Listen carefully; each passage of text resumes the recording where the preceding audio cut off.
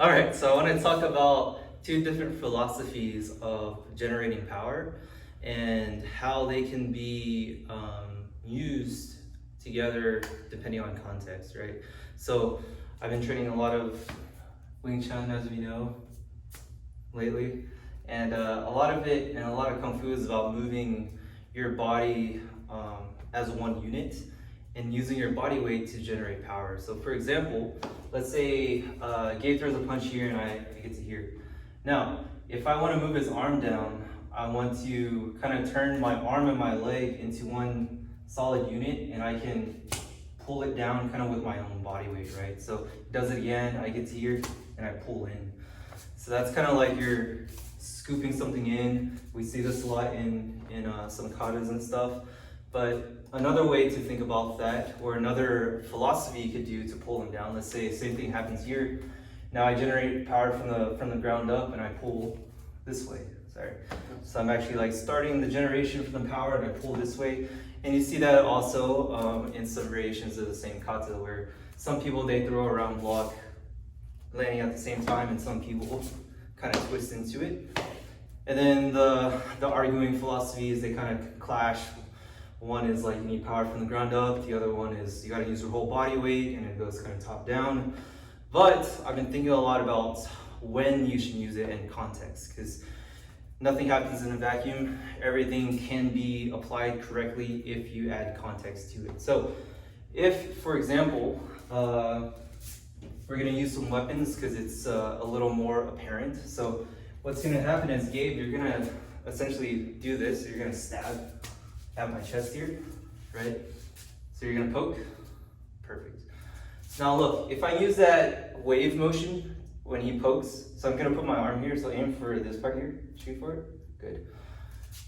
And if I do this wave motion here from a distance, go. Really try to poke in, go.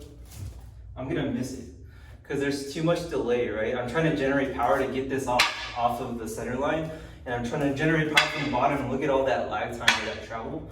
But now if he does the same thing, and I use my entire body weight to kind of just get it out of the way, where everything kind of moves at the same time, that kind of makes more sense here, where you kind of have to put up a wall using your body weight. Do it again, here, versus do it again, here, where I'm like trying to generate power and do that. So this is like kind of like a middle close range, right? But not a clinch range. Now if he steps further away, and let's say I really want to hit it out of the park and I see it coming and there's delay, right? So then I can kind of generate a lot of power to just whip it out of the way, right? But if it's coming and it's like catching me off guard, I gotta kind of use my whole body weight to get out of the way that way. That same concept happens with strikes and everything, right? So for example, if Gabe throws a punch here and I kind of wind up to do that, that punch is gonna slip through, right? But if I use my whole body weight to just like intercept it and move it across, then it kind of makes sense where you shouldn't be using that chain link analogy, right? A lot of people talk about your body or your fist should be like links in a chain, where energy drives up from the bottom. It's like throwing a ball, right? Energy drives up from the bottom, and it kind of creates this wave.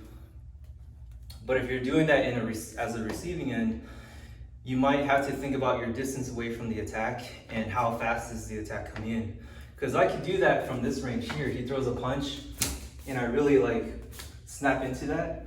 But if I get close and he throws a punch, I really need to use my whole body weight to get that out of the way. And then maybe then I can use the chain reaction, boom, and throw that punch again, right? So it's like combining the two philosophies and not disregarding one for the other. And that kind of tells you that you should probably drill your katas in both ways, right?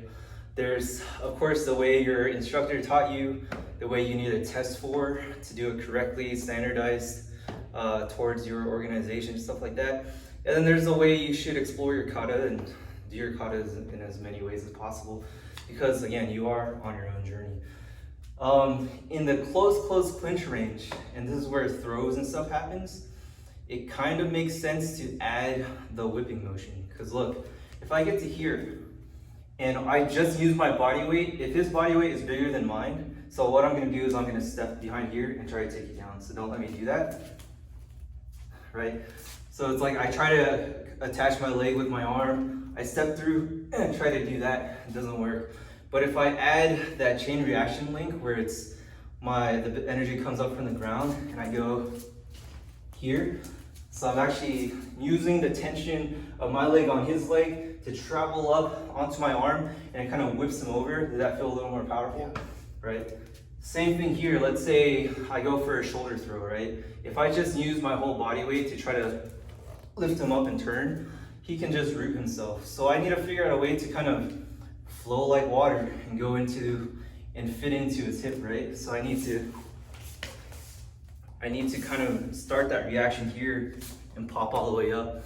If I came in as one unit, he'll see that and just sit back and use his center of gravity to just negate my attack.